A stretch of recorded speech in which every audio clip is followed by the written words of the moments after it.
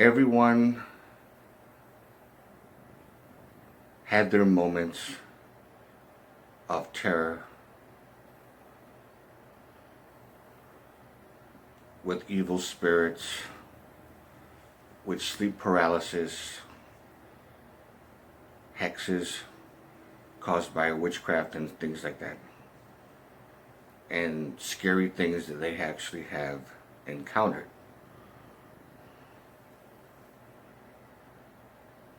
Everybody had their own story of the worst thing they ever went through.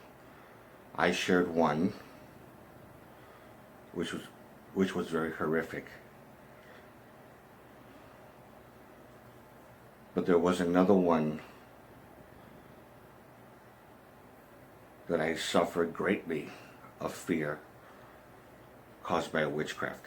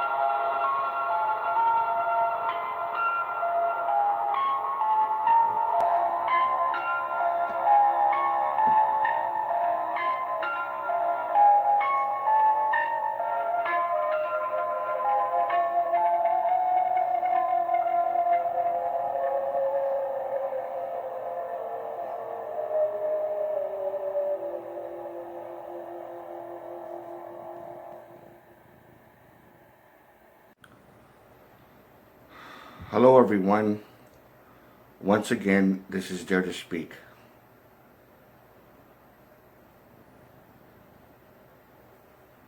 I'm going to try to be as brief as I can with this, because I can't go too much into detail because it was just way too horrific. But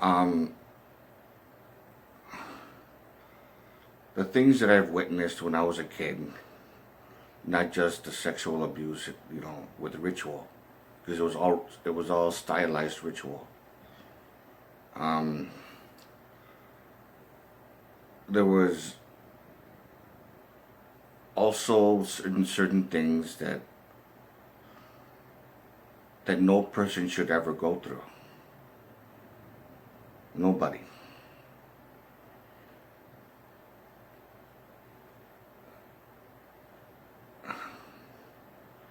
It was something that I learned to accept because I know these things are actually true. After these abuse things that happened, that I still remember, they have a way of hypnotizing you. So if you did something against your will, whether it's molestation or whether they force you to kill somebody, whether they put a knife in your hand, the whole, and then you stab an animal or a person or whatever, depending on the scenario, they have a way of making you believe that it's your fault. They have a way of inducing a great deal of brainwash bullshit into your mind. And I noticed not only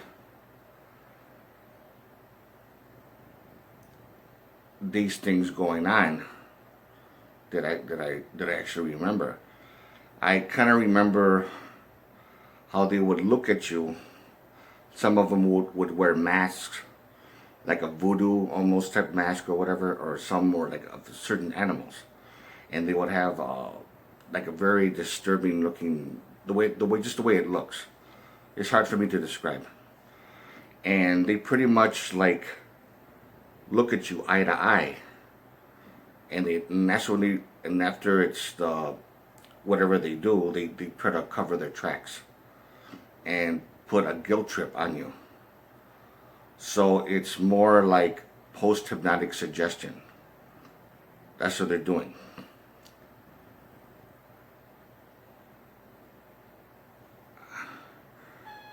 I've... Sorry. Doorbell. Sorry about that.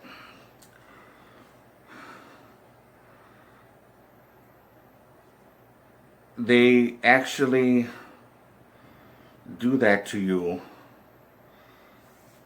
so they won't, to draw away any kind of suspicion from them. So, and also to continue the sick shit that they do in the future, in the future, every now and then throughout your life.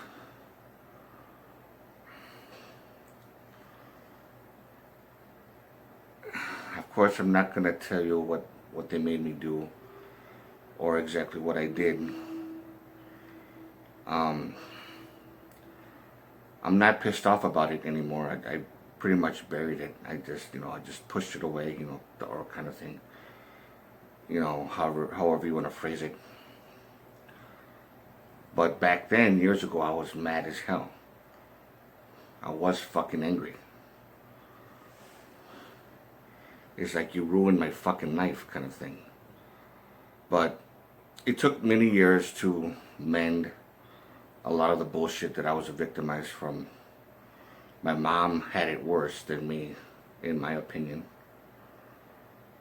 I don't know how badly anyone else in my family had it. But I noticed that the perpetrators that did this to me, they had a similar background of molestation or being verbally abused, physically abused, to the point that they became mentally damaged, psychologically damaged, emotionally damaged, that they became sociopaths or just straight up psychopaths, but they knew how to hide it. That was the thing. They were very good in hiding their psychopathic behavior and just seem normal to everybody else, like a normal type person. Of course, not everybody. They did show some rudeness to some people. The thing about it is, that was pretty much their method. And I remember some of the things that they did and how they tried to, make it seem that it didn't happen, but when I want to know it did. I noticed that during the 1990s, when I was investigating more and more on my own, I was receiving letters from an uncle of mine. My mom was receiving letters, but she would read it out loud in front of me and my brothers, in front of me and my brother. And they caught wind of it. They caught wind that I was asking questions, writing a letter back. And I was getting information that I kind of already knew about how they do what they do. And the certain creatures that I saw, which aided them tremendously, that I also witnessed. It was creatures that you would normally identify from folklore. And again, it has nothing to do with Satan. This is completely something else. It's my suspicion that Satan or the devil is actually used as a front to hide the true identity of what these creatures really are. And at this time, I cannot say who or what they are, or what part of what group or do they actually belong to. I can't say it at this time. But it has nothing to do with Satan. Satan is just a front, saying that they're devil worshippers, or they worship Satan or Lucifer, or all this kind of stupid crap. But it's not true. is basically I would call the Satan deception. Just like the God deception, people believing that there's a God, but there really isn't. There's also a what is called a Satan deception, where they actually use the superstitious fear of the devil to their advantage. Because even though everything they did is what you would see in a normal satanic ritual abuse type scenario, everything, but it's not Satan. It's something else. And again, I cannot say it at this time.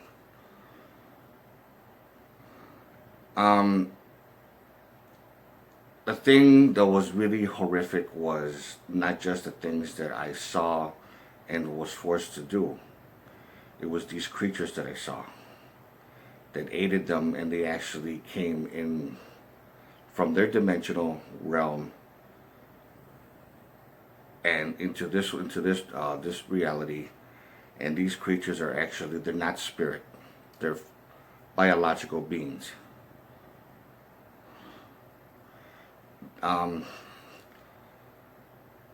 Anyways, the thing about it is, seeing these things when I was growing up, every now and then I would get flashbacks or nightmares and stuff like that, that would complete some of the things that I didn't want to pay attention to. But I noticed that I had these flashbacks and memories come to me in order for me to have an epiphany. It wasn't to haunt me or make me feel like crap. It was like a way of something surfacing to the point that it starts to make sense. It starts to make sense. I put the pieces together, and then it creates this picture that tells me everything that I need to know. No, I'm not saying that I know everything right now, no. But let's just say that I know. So any questions or comments, you know what to do. If you like this video, give it a thumbs up. And to all of you,